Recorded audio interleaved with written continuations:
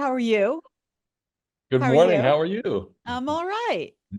So, this movie is generating lots of conversations from lots of corners about lots of things, and most people haven't even seen it yet. So, when you were creating it, when you were putting together the elements of the story, which I gather like some appear to be drawn from the Protevangelium of James, some are from uh Anne Catherine Emmerich's visions and so on. Some are from the Nativity story, the infancy gospels, and so on.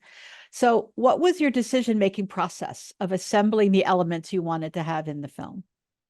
That's a good question. Well, you start with what you know, right? And so what you know is, what we have in Matthew and what we have in Luke and kind of breaking down, you realize I don't want to say how thin that is from a narrative drive, but like you realize how simple that is and how Yeah. everyone knows that particular thing. So I was very curious of like, okay, Saint Joachim and Saint Anne, I know going in Catholic school and all that time, like, oh, they were Mary's parents. But like, how do I know this? Like, why do I know this? Right. And so It's we're, not in the gospels. yes, right. It's not in the It's Gospels. really So not in like, the gospels. yeah. So then sort of then, like you said, the Protevangelium or the infancy gospel, however you want to call it. When I started to look at that and go, okay, I got this. Josephus um, was sort of the historical part that gave me the Herod part. And we just sort of put it together and put together the narrative in a way by combining all those, like what would tell the best story and still keep the framework and of what we need of what everyone knows in the gospel and how do I respectfully fill in those voids that are missing in a cinematic way that's also respectful and is exciting and is thrilling and it moves your heart. So it was a combination of all those elements, but I was struck by what I knew already, but it wasn't in the canonized scripture. It was very Right. interesting for me as a Catholic to kind of go through that and go, why do I know this? I don't know why I know this. Sorting out what is actually in the Bible as opposed to a lot of other writings of revelations, of legends, of stories that have been told time immemorial, all that kind of thing. Right, right. Yeah. Yeah. Well, I think that anyone who adapts the Bible sort of runs up against the same situation. Like some stories are richly detailed and some aren't. That's so true. And what Yeah. I did was my good friend Bishop David O'Connell, one of the things he said to me was like, Bless it. Yeah. yeah, Bless please his give memory. bless his memory, but please give Joseph a voice. He's has no voice. Like He has he's no lines. and he said what he did was so sort of heroic and to kind of go Hmm. against the mob and to take this in and to take this plight and to not really know what he was getting into. It's like he would be a great sort of role model for these kids today to say like, wow, okay, I need to stand up for what I know is right in my He heart. was And not bold. he was bold. Yeah, he was bold. And so that was really inspirational in helping sort of give Joseph a voice. Like you have to give Joseph a voice. Anybody who's ever interpreted this scripture or this story, or if it's in the two, you're always interpreting what Joseph would be doing or what Yeah. Joseph would be saying, because like I said, Yeah. he's speechless in the scriptures. And like he could be young, he could be old, he could be a widower, he could have other Yes. kids, he could not have other kids. Um, we Right. don't know. We don't know. Yeah. So I always took it like saying, okay, I think it's whatever anybody wants to make, but at the same time, even if he did have other kids and was a widower in that day and age, he's still a younger man, right? He's still a younger man. And I Yeah. thought would be He's not very going to be important. 72 years old. No, no. And No. what I thought would be really vital was just to see what these two younger adults had to go through and had to work together. Because I think one of the great sort of moments in the movie for me personally is after the stoning or the near stoning and Joseph coming in and ferociously defending her and taking her Hmm. away, like, and saying, like, I don't know, I'm not sure anything about this, but I do know that I will love this child as best as I can, and I will love you as best as I can if you let me. And I thought, wow, that's such a great cinematic moment. And Yeah. why not give it to Joseph, right? Why not give it to him? Mhm. Yeah. Sometimes I think people, when you're dealing with scripture, and I know that Dallas Jenkins has dealt with this on The Chosen from every possible direction, I'm sure. Yeah. um, you have to also tell a good story. Yes. And sometimes just taking what you have from scripture does not make for a great narrative in a film. Right. Right. Yeah. Like Joseph has no lines. And That's and right. mean, the one thing though, that there are a couple of things, that questions I had in mind. Well, I know what questions people will have. I know kind of what ones I had. Is that we have the angel Gabriel appearing to Joachim, Mhm. which is an invention of yours. It may be Mhm. part of legend, I'm not sure. Right. And then we have the angel Gabriel appearing to Mary. And then we have the angel Gabriel not coming to Joseph in a dream and telling him a dang thing.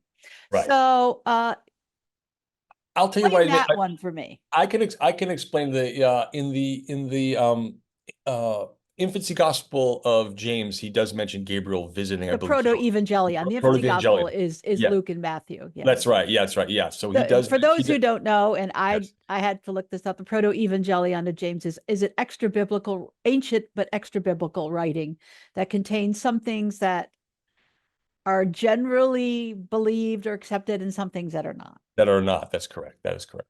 And then so what I did feel was, particularly in Joseph's case, and this is more from a character standpoint, that Yeah, if Gabriel was going to tell Joseph everything he had to do in a dream, then there would be nothing left of Joseph's free will to make the decision of except yes, sir. yes, except for yes, sir. Right. And so it's very subtle, but when he wakes up and after the incident in the aqueduct, and then the sun, you can kind of see that there is the angel Gabriel standing over him for Mhm. a very brief moment. So you could Yeah, interpret it. I kind of left it so you can interpret that maybe he heard or maybe he didn't. And then Joseph, but I thought, like, for a character, if a character's always guided in just doing what they're told, there's less drama, there's less things. So here's that someone is who true. found out that his wife to be is pregnant and it's against the rules and against the law and all this stuff. And what are you going to do? And his head And is about, embarrassing. it's embarrassing and his head's about to explode. And what is he Yeah, going to do? Of course, he's going to do the right thing. But yeah. let's really make that a dramatic decision and a character decision as opposed to just being guided all the time.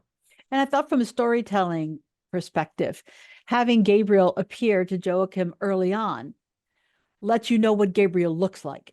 Yes. So Yes. then when he appears to Mary, you're like, oh yeah, I Yeah, know there that he guy. is. Yeah. Yeah. Yeah. And there's Rather that great. than, having to have some sort of whole like, oh, are you the angel Gabriel? Why, yes, I am. That kind of thing. Yeah, I know, I know, I know. And you know what's interesting, because and people had to help me because there's so many things I know and took for granted, and they would be like, "Wait, who's that? What's happening?" Certain elements that I Yeah. had to go, okay, Yeah. just because I know it doesn't mean everyone's going Because to. some people might, we just had the greatest Christmas pageant ever, the best Christmas pageant ever, rather, Yes. in which this group of kids hear the Christmas story for the first time. And they have so many questions like, why didn't we hang Herod? Very good questions. Right, And right, I'm thinking, you could walk through your life and say, well, everybody knows this story. No, everybody right. doesn't know this story.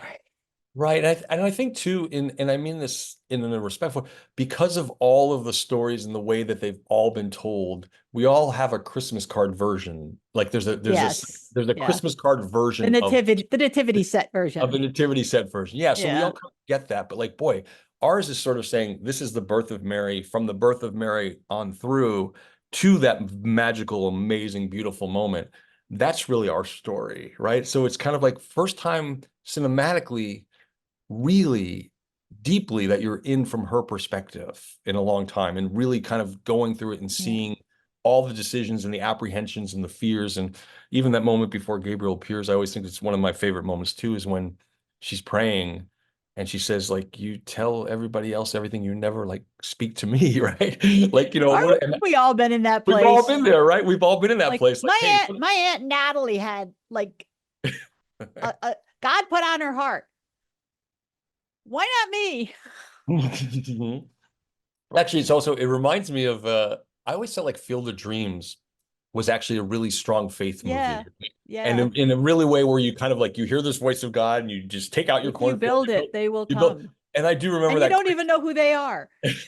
right, and that great scene where Kevin Costner is like complaining and Ray Liotta's, what are you saying? He's like, I'm saying, what about me? Why did I do this? What about me?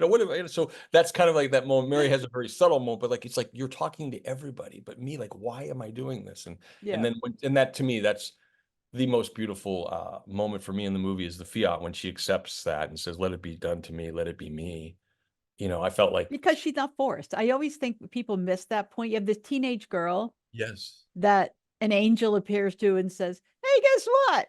You're right, miraculously pregnant with the Son of God. And so shut up and do your duty. Um, it's not that. It's not. She's like, I am the handmaid of the Lord. Let it be done. Let it be done. She says yes. She has, and then people talk a lot about these days about agency. Make sure that female characters have agency. Well, Yeah, she has all the agency in the world. She doesn't go ask anybody their advice. She doesn't go, right, let me get back to you tomorrow. right. She's like, let's That's so do this. true. And actually, that's really a message that should be out there today, because I think that's where we are in this world, right? It's like Yeah. you have to say, like, it might not always be the easy route, but if you accept it and say, let it be me, or let it be done to me, Mm-hmm. you're taking him in your heart, and you're going to follow the proper path. It might not always be easy, but right Yeah. now I think we have all these options and all these things that are circulating in the world, and we need to have agency. No, but it's all pretty clear. We just Yeah. have to say, all right, I'm in. I'm all in, right? I'm all in. Another thing is like, she's shown being given over to the temple to be raised in this almost sort of a convent thing. Now, I manage social media and I'm the blog editor also at Family Theater Productions, which is a Catholic production Yes, company. yes, yeah. I know that. Yeah, yeah. Yeah, you should come by. We're having an I event should. tonight. Definitely, definitely. We'll talk about this later. Hmm. Uh, and I asked my boss, who is a Holy Cross priest, and he's like, yeah, we have no evidence that ever actually happened, that was a thing. We Hmm. No, we got nothing on that. Um, I think, correct me if I'm wrong. I think that's from the visions of Anne Catherine Emmerich. Am I It is correct from the, in that? it is partially from the visions, and then James Is it also, also from James? it's Okay. also from James. James So is, yes, it's yes, one of those things that's out there that we cannot prove from the historical record, that's but correct. lack of proof is not disproof. It's Right. simply lack of proof. Lack of proof. Right. So Right. not only did we not know for sure this happened to Mary, we don't know for sure it happened at all. So what was your, obviously you need a story to tell. I understand that. Yeah, yeah. No, So was that the idea behind incorporating this, is that I need a journey for this character? yeah, I think it was important that we needed a journey, and to kind of go along with sort of the story, or I believe the stories that I looked up and were told, like, she might have been 2 years old when she was turned over to the I've temple. heard that too. Yeah. You've heard Two, that too, three, yeah. something But like I that. thought, like, why not have this beautiful young spirit who just loves nature and loves everything? And the first sacrifice being made from her parents is that they have to, because of God's will, turn her over to the temple and give her over to the Lord, because she's going to be, she's going to be the harborer of the Son of God. So that to me just felt like it was a really strong narrative to say, like, I'm a firm believer in, like, when you make big sacrifices and you do certain things, then you do great things. It's never easy. It Yeah. is never easy. And, like, it just doesn't, like you said, it just doesn't go, oh, Gabriel says you're gonna have a baby and you're gonna do this. You're gonna do Okay. that. Yeah, no, but that's not life, right? That's not life. And No, that's not it's human not how life. humans work No, either. that's not how humans work. And she was a human. Yes, the greatest woman and human to ever walk this earth, Yeah. but she was a human and she had those emotions. And I wanted to give her all those emotions and to say, have her to put all this together. And then, like you said, which I think is so vital, is to make the decision of, okay, I'm going to do this. I'm all in. And I think that was an important step in sort of her structure and her character and her narrative in building this, so that she can understand her calling. Because so many times we're all wandering around going, I know I'm trying to do the right thing, but am I Yeah. doing the right What is thing? that? Yeah, what is that? And what does it all mean? Like, you get to that point, and particularly when you're a young woman in your teenage years and you're trying to figure that out. And like she says to Anna the prophetess, like, what am I gonna do in here? Is it how great, Am I going to learn martial arts, yeah, or like, yeah, like yeah. What there great going to be things a can I do in training here? montage with music? You kind of wait for that in the Yeah, movie. yeah, exactly. So I think I thought it was a really We didn't important. have that, by the way. There is no martial arts training No, there's no montage martial arts. There's with no more. music. No, Yes. there's nobody fights with swords. No, it doesn't happen. No, but what I did was really important to me too, I wanted it to be a sort of a modernized feel. So, like, there's not Joseph pulling around on a slow donkey. We have horses, we have movement, we have, like, the real sort of Roman world Fire, fire. We have fire. excitement. Yeah. Yeah, we just wanted to make sure that it was like we're telling the story that I don't think it's in scripture that Mary rode a donkey. I don't know, but sure enough, how many of these nativity movies have Joseph walking her on a donkey On a through? donkey. Yes. Yeah, I'd have to go back and look, but Yeah, yeah. So, not but too that's sure there was yeah. So I thought, like, I mean, absolutely Jesus rode on a donkey. Absolutely, That's we correct. got that. Yes, yes. Um, Palm Sunday, right? The Palm we Sunday. gotta get the Palm Sunday. We gotta have, the donkey. Mhm. Yeah. This again may be legend that's so ingrained in our minds that we Right. think it's scriptural. We go back like, That, oh yeah, that's right. Yeah, didn't actually that's so mention true. that they just went. Um, You know, what's you so know, exciting. I didn't tell you. I want to share with you because it happened yesterday. Someone was visiting with the Pope, a priest in the Vatican, and he showed him a picture or a poster of Mary, and the Pope like gasped. And so in 2 weeks, I've been asked to go to the Vatican because I think they want to see the movie. I was like, oh my goodness. I know, what? but it was so funny because he has a picture he showed of our Mary of Noah, and he said the Pope went and gasped. And then so She's now like, gorgeous. yeah, I know. So it was so moving for me to hear that the Pope was like had that response to seeing Noah, and it was like, oh my goodness. And now next thing you know, my wife and I are getting ready to go in a couple weeks before the movie opens, I think, to the Vatican. Yeah, yeah. That's wild. Isn't that wild? I know. I thought that was very cool. You would appreciate that. I do appreciate that. Yeah. Everybody I know has seen the Pope and been to the Vatican but me. One of I these know. days. I One know. of I these always thought, yeah, days. I know. I have never been. So Some Pope or another. I don't know. We'll see how that works out. Mhm. Which one of us lasts longer? I don't have any idea. Yeah. And one other thing, I have a list of things in my Yes. head. One thing that it actually made me laugh out loud when they get to the temple. I don't know. Have you seen the movie version of Jesus Christ Superstar Yes, I from the did years ago. 70s? All right. Years ago, I saw that. People Yes. Yeah. can go Google Yeah. what the priests at the temple wore on their heads in that movie, because what they wore on their heads is this enormous sort of open work crownish thingy.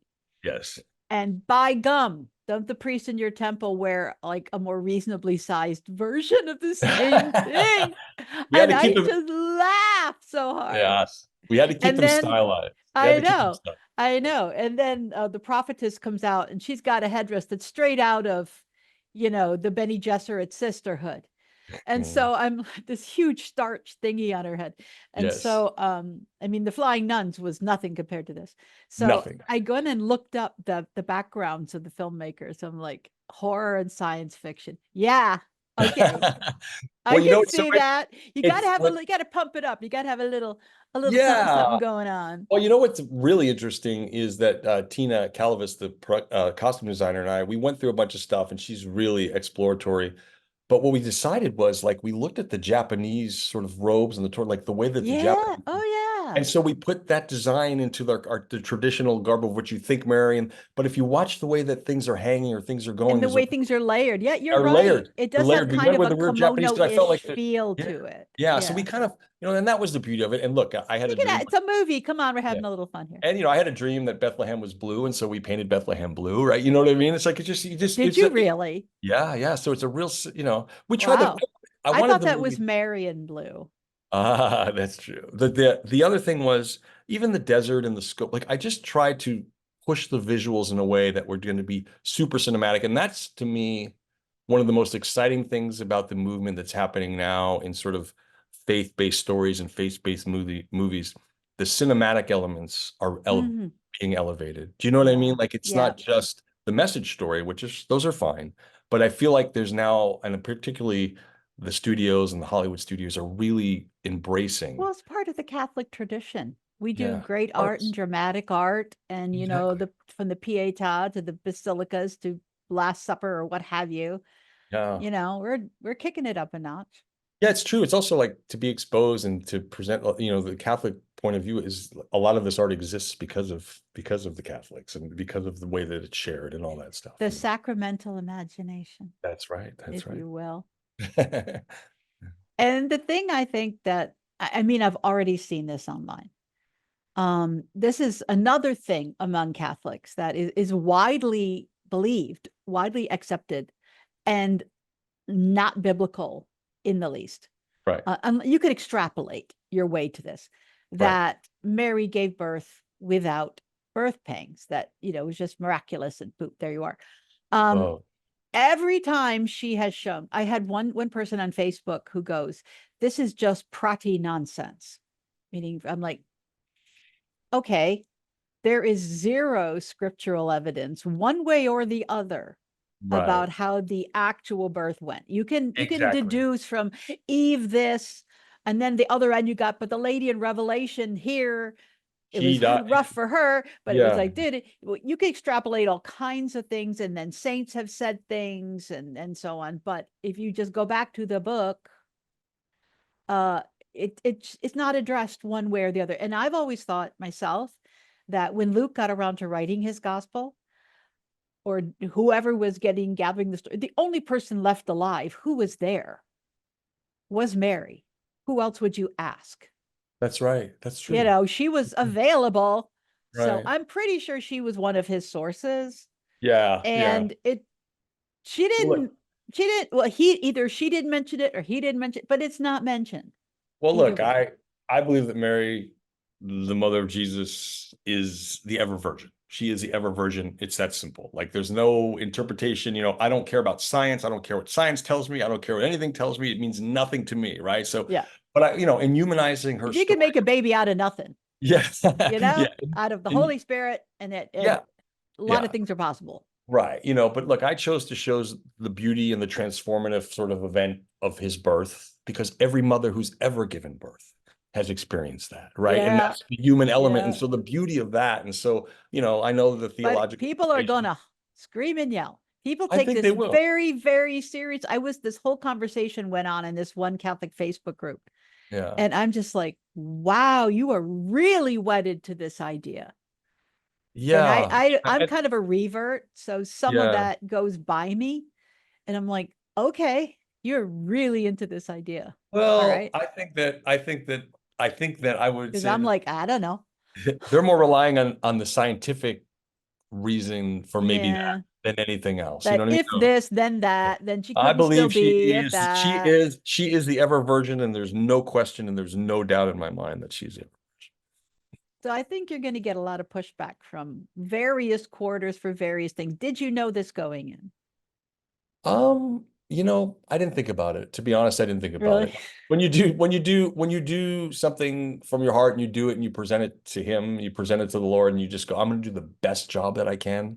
And I'm going to do it with reverence. I'm going to do it with love. And, when I think we were looking at I'm trying to remember someone who said I think 26% or 27% of women died in childbirth back in those Oh, days. yeah, Yeah, so it's like, for why sure. not? And then so it was just important to me to show the human element because I think that that's such a beautiful transformative event in everyone's life, and Yeah. and The birth of particularly a child changes it changes. everything, It changes everything. It changes. everything. Yeah. So I just did the best I could and I love it. And I think that if they really understand that the filmmakers and everyone involved knows that she is the ever virgin and that's without there's no question about that. I think it should work for them. Because I just had this conversation with Father Edward Looney, who's a Catholic priest who has a YouTube, and we Mhm. both saw the Christmas pageant movie. And Mary is a very central figure in that story because it's about a Christmas pageant and about a little girl who wants to play Mary. So, Right. ergo. Um, and said that unfortunately for a lot of non-Catholic or non-Orthodox Christians, Mary is there at Christmas and then she just vanishes until she reappears at the foot of the cross. Right. And she's just not someone they think about a lot They don't. or ponder a lot. Right. So you're going to get arguments like, yeah, a lot of this is not scriptural. You're going to get that from both sides. Right. But you're making her a topic of conversation. For a lot of folks, she's just not been much of a topic of conversation or Yeah. thought. That's true. She's there and then she's there and then we're good. Yeah. And I think besides being at the foot of the cross, there's the one story where when Jesus maybe was 12 or 13, they lost him at the temple, Yeah. correct? And that's like the only in between Yeah. When she pops connected, up and she's like, right? don't do that to me and your father. Yes, yes. And then also, sorry, I'm incorrect. And there's also the one time where she's like, Jesus, we need wine. Yes. They got Right? no wine. The What? And mom's saying we don't have any he's wine. like, what? And she's What do you like, want me to eh, do? What do you want me to do? do whatever he tells you. Yeah, yeah, Such yeah. a So, yeah. mom thing to do. Yeah, no, but you're right. I hope Mary is a topic of conversation and whatever beliefs you have, she was the most amazing, beautiful woman in the light that she brought into the world. I mean, I don't think anybody can argue that. And like I What was said, it about Noah?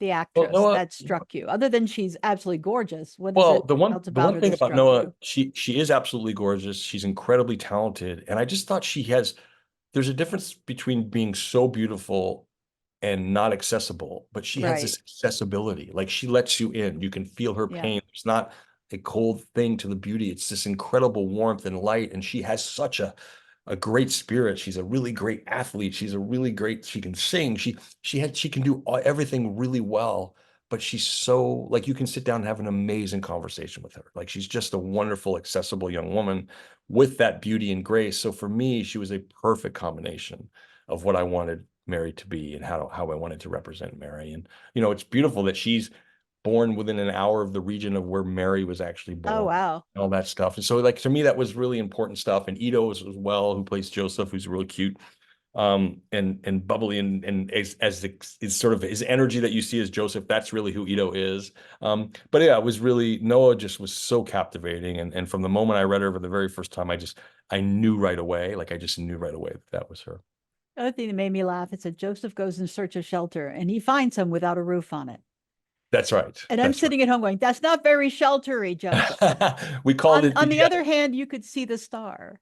You could. Yeah. I also wanted to get out of because, also doing the You didn't research, want a stable with oxen and lambs you and don't want to stay with chickens accent, and but you things. also realize when you look at the structures in the houses back then, and we did a lot of research, like Christ was probably born on the bottom level of one of those three structure things where there was the animals on the bottom, the living area on the top, Doesn't and make for a great it visual. doesn't make for a great visual. So I really like the sheltered room outside of Bethlehem where Bethlehem was behind them. And I thought that was sort of a different visual take on it. I think we have to recapture the Catholic idea of imagination.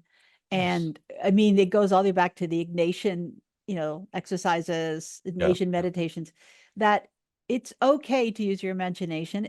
We've had people visually interpreting these stories and putting people in whatever outfits people were wearing at the time. Here's Mary dressed as a Renaissance noblewoman, Right, and right. somehow the world has not ended. That's so true. That is so true. That's an excellent point. I really agree with that. Yeah. Yeah. I think It's okay. it is okay. I mean, We're that's what making it a is. movie here. Yes, exactly. Exactly. And I think too, you we've also been conditioned, like preconditioned to think we know exactly what it looks like or what it's supposed to be and how it's supposed to be. And so it's like we be preconditioned by seeing all these other nativity scenes, by all the Christmas cards and all these things that happen. We've all think we know exactly what it was like only because that's how it's only been presented to us. It's never And been you presented. and you've included the slaughter of the innocents, which is great. Yes, yes, People, yes. to me, that's always the dark heart of Christmas that gets passed over in the nativity scenes and It is. It is. It does Santa get. Claus. And Yeah. Anthony Hopkins. What a treat. Yeah, That's all yeah, I can say is what a treat to yeah, watch Anthony Hopkins do his Anthony Hopkins thing he was as phenomenal. Herod. As 86-year-old, I know. he has the energy of a teenager, and he brought this wonderful energy in, and he also brought a really beautiful sort of subtext, like a subconscious objective. I don't know if you picked up on it, where even when he sees Mary for the first time, and we actually have that sort of flash forward of what might be happening in the crucifixion, and this bizarre, Mhm. he's sensing something is happening, a change in the world is about to happen.